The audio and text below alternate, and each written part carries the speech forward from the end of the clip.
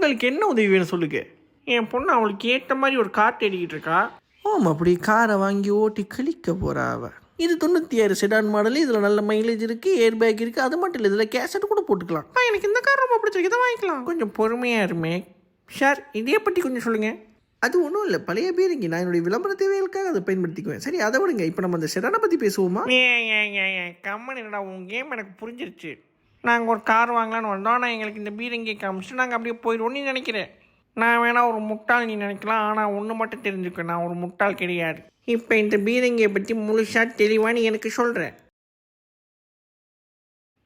உங்களுக்கு குவாலிட்டி தான் முக்கியம், நீங்கள் இதையே பார்த்துக்கலாம். சரி, இந்த டேங்கில் என்னெல்லாம் சேஃப்டி இருக்குது? நல்ல கேள்வி கேட்டீங்க சார். இதில் இருக்கக்கூடிய 3 இன்ச் ஸ்டீல் பாடி உங்கள் பொண்ணை எந்த ஒரு தாக்கத்துலேருந்து உடனடியாக காப்பாற்றும். இந்த ஷெடான் தாக்கத்துலேருந்து காப்பாற்றுமா? வாய்ப்பில்லை சார்.